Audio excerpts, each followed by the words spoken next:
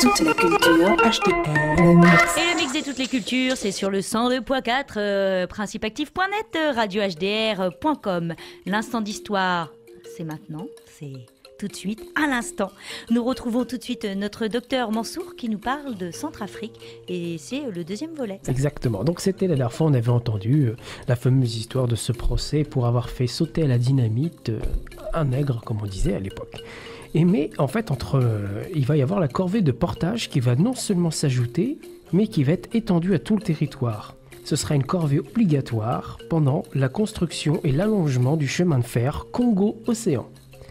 Donc travail forcé était de mise. Selon certains analystes et certaines sources, entre 1890 et 1940, la moitié de la population de la Centrafrique aurait été décimée. 1. Par les actions des colons. 2. Par le choc microbien. On leur a apporté des maladies qu'ils n'avaient pas et qui n'étaient pas immunisées. Et on juge apparemment que ce serait beaucoup plus ça qui aurait tué la majorité de la population. Oui, ça a été valable aussi en Amérique du Sud aussi. En Amérique du Sud, sur les îles. Le 13 septembre 1927, un certain Mongondo Ngundulo, qui en fait en balaka veut dire expert en guerre, sera assassiné par les Français sous prétexte qu'il avait libéré des Noirs qui étaient en fait emprisonnés à tort. Et ce brave monsieur n'est autre que le père de Jean Baudel Bokassa, donc déjà un militant le père. Une semaine plus tard, après ce fameux assassinat, sa mère se suicide. Et fait à noter, ça ne fait pas partie de la culture locale de se suicider. Ce qui a marqué énormément de gens et surtout le petit Bokassa. Et donc on est sûr qu'elle s'est suicidée. Oui. Le père, on sait qu'il a été assassiné. Sous quelles circonstances? Bokassa, plus tard, même dans ses mémoires et dans les interviews, répétera que les colons français lui ont planté des clous dans le crâne. Mais il n'a jamais eu de preuves. Mais la mort est là, en tout cas. Donc il se retrouve à l'âge de 6 ans, orphelin, et avec ses 11 frères et sœurs, ce qui fait quand même une jolie équipe de foot, il se retrouve chez, en fait, leur grand-père paternel. 1 an plus tard, il est inscrit à l'école Sainte-Jeanne d'Arc, à Lomabé, exactement dans la localité. Et en fait, une école qui était ouverte par des missionnaires catholiques. Et un autre fait marquant de ce monsieur, c'est qu'il faisait partie de l'infime minorité qui s'était convertie à la foi catholique. D'autres étaient restés animistes, d'autres étaient restés musulmans, et d'autres avaient d'autres croyances encore.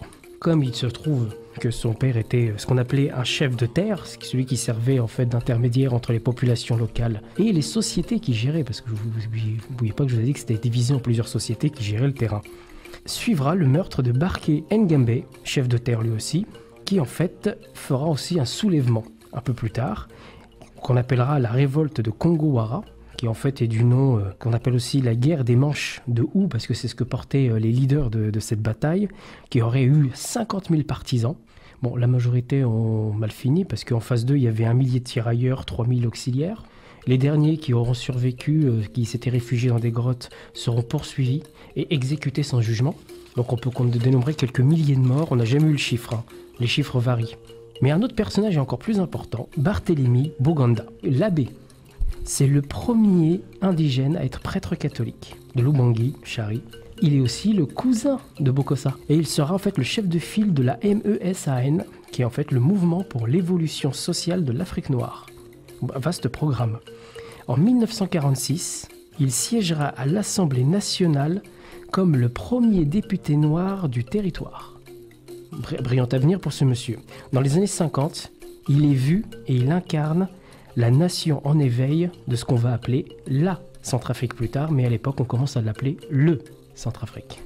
Donc, mais le problème c'est que ce monsieur qui était vu ainsi, et on est dans les années fin 50, l'indépendance commence à aperçue, juste à l'horizon.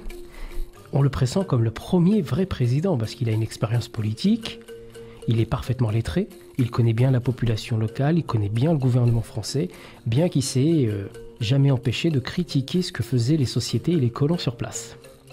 Ça lui a attiré quelques colères de certains. Mais en même temps, il fait l'éloge de la France. Ce qui peut paraître paradoxal pour les uns, mais lui, quand il fait l'éloge de la France, il parle des droits de l'homme. La liberté d'expression, la démocratie. Donc il a une vision plutôt globale. Tragiquement, le 29 mars 1959, il a un accident d'avion. Le problème, c'est... Par hasard. Voilà. Donc, alors, d'après certains, comme Rémi Coffer et d'autres journalistes qui ont beaucoup écrit, ce seraient les services français qui auraient fait en sorte que l'avion tombe, pour se débarrasser de quelqu'un qui pouvait s'avérer être gênant à court, à moyen ou à long terme. Mais son successeur légitime, qui est Abdel Gomba, qui est un professeur de médecine, qui fait partie d'une minorité ethnique, les Banzini, qui lui devient Premier ministre, et en fait il est vu comme favori pour la future présidence qui arrivera en 1960, en sachant que le 13 août 1960, 2 ans après l'autonomie interne, le pays accède à l'indépendance, mais avec la bienveillance et la supervision française. Mais les Français le voient d'un très mauvais œil aussi, cet éducateur, ce médecin et professeur. Parce qu'un certain Jacques Foccart, l'imminence grise de ce qu'on appellera la France-Afrique, lui préfère un certain David Dacko, lui aussi professeur, qui fut député du MESAN en 1957 et qui est devenu depuis lors ministre de l'Intérieur, et qui est lui aussi cousin de Bokassa. Vous pouvez nous rappeler ce que c'est que le MN... Le mouvement pour l'évolution sociale de l'Afrique noire. Merci. Donc il était ministre de l'Intérieur. Les Français préféraient ce monsieur qui était un peu moins regardant sur certaines exactions. Mais il deviendra quand même le premier président de Centrafrique.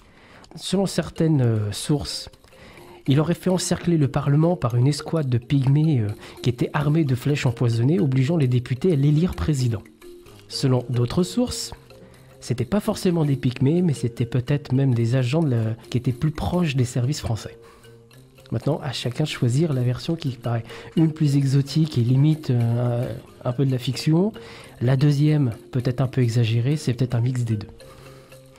Donc la première décision de ce brave monsieur, ce sera d'interdire le parti de ses opposants.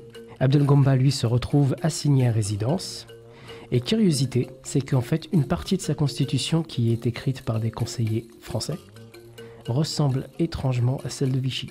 Interdiction de syndicats, interdiction de partis politiques. Pendant ces petites années de 1960 à 1962, il fera régner une espèce de loi martiale, alourdissant les impôts, ne regardant pas la corruption qui est en train de se multiplier et qui commence à déranger à Paris. Donc en 1962, Dacko fait enfin traîner en justice Abdel Gomba comme opposant politique, et on arrêtera même l'avocat de ce dernier à Nice sous la demande de ce fameux Jacques Foccart. Mais voilà, à Paris on commence à s'inquiéter de toute cette corruption et on lui dit il faut faire le ménage. Il va le faire, hein, mais il va mettre un peu trop de gens en prison. Paris lui demandera d'être un peu plus souple, c'est-à-dire d'incarcérer que les gens qui auront fait des détournements de plus de 250 000 francs CFA, l'équivalent de 764 €. Ça paraît pas beaucoup, mais à l'époque, c'était 20 fois le salaire annuel moyen. Ce qui est colossal.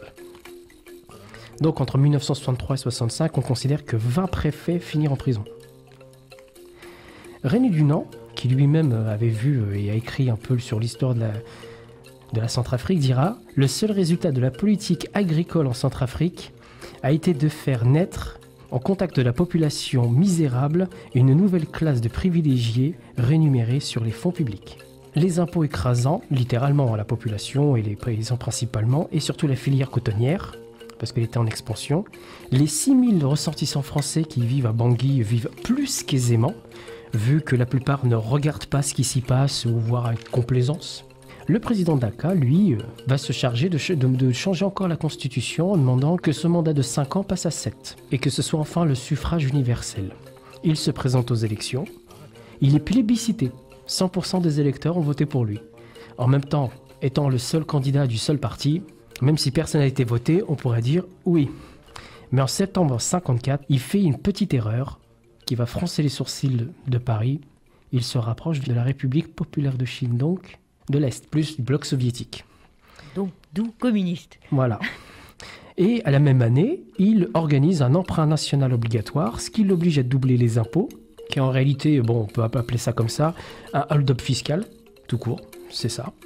Mais le problème, c'est qu'il devait récolter 500 millions de francs CFA, il n'en récoltera que 182 millions. Et en plus, la France qui est obligée de mettre la main à la poche pour rééquilibrer le budget de cet État, parce que c'est eux qui l'ont mis en place, et qui le soutiennent.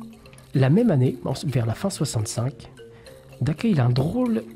en fait, il est assez bizarre comme personnage, il a le pouvoir, et il commence à se rendre compte qu'il est incapable de gouverner. Donc il tombe dans une espèce de dépression, on va dire, et il songe à passer la main à un de ses amis, bien sûr, le colonel Jean Ozamo, commandant-chef de la gendarmerie, mais à Paris, on voit pas ça d'un très bon œil, surtout pas cet homme-là. Jacques Foccart encore, lui préfère avoir quelqu'un de confiance, un ancien capitaine de l'armée française, devenu chef de l'état-major dans son pays, donc en Centrafrique. Malgré que ce personnage a une réputation un peu olé olé, tant avec les femmes qu'avec les hommes, il est un peu un fanfaron, il ne cesse de fanfaronner. C'est Bokassa lui-même que Foccart aimerait bien mettre, alors que De Gaulle s'y oppose. Et la semaine prochaine, je vous propose de voir son accession au pouvoir et comment il va régner. C'est ce que j'allais vous proposer, d'avoir la suite plutôt... Oh là, pardon, je marche en même temps sur mon fil de casque, je ne veux pas m'en sortir. Donc c'est ce que je vous proposais, c'est de retrouver la suite la semaine prochaine. Et vous nous avez préparé d'ailleurs un titre qui illustre votre chronique. C'est Gaël, je dis bien, j'espère, Gaël Faye, avec c'est du hip-hop Centrafrique, Centrafrique de Bangui. Et puis, donc ce titre, c'est Staff Song of Sun. Donc ce sera un extrait et ça date de 2009. Ooh, yeah. Na na na na na na. Na ni hey hey hey. Na na na na na na na. Ça me plaît pas tourner en rond comme en promenade. À ce qui paraît, la terre est bel et bien ronde comme un ballon. À mon point de vue, c'est vrai, je suis navré, d'autres la voix est carrée. Le Bob Montana carrément, j'ai les bras longs. Joue jamais sur le Coran, je laisse de côté mon compte en courant pour éviter la chaîneté. Même si je suis un négro blindé, débarqué des bêtes cachées. Je suis venu juste pour ramasser le cash. Au Bob Montana, rime au carré, pire qu'un carré. Mon faux cul bute sur le carreau, casse le carreau. Alerte, y'a trop de morts sur le carrelage. Je suis venu faire un putain de carnage avec le secteur au plus pour plus de succès. Gaël Foya, le secteur au plus pour plus de succès. Ça vient de Bangui, un putain de freestyle. Du trauma, écoute ça. Ouais, regarde la rue, là où j'ai grandi, là où y a pas de place pour les mecs à la Gondi. Mon art de vie c'est le rap, chaque jour faut que ça avance. Et quand le beat frappe, j'ai déjà 2 mesures d'avance. J'ai enduré des peines pour finir en champion. Le Wakeb Simon veut le même béton sur Joe Dalton. Pour être au sommet j'ai sacrifié corps et esprit. Blessure morale et physique pour échapper au trouble d'esprit. Ma foi reste intacte, je suis appelé par mes gangsters. Le secteur au plus Gaël Faye et tous mes frères. Enfin pas tous, juste ceux qui restent.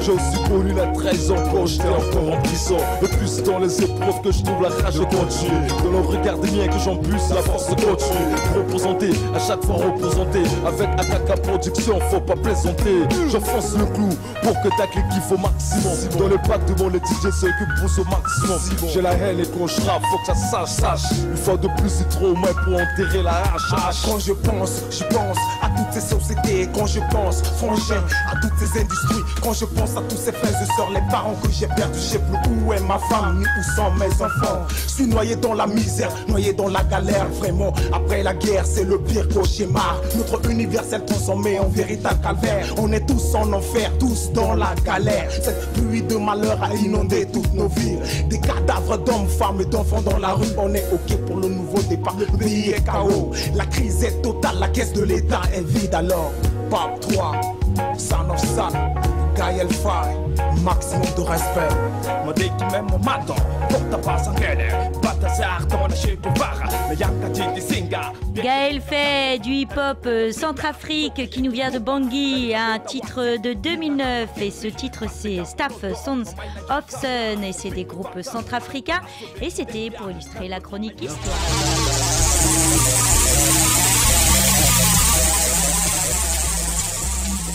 Toute la culture HDR.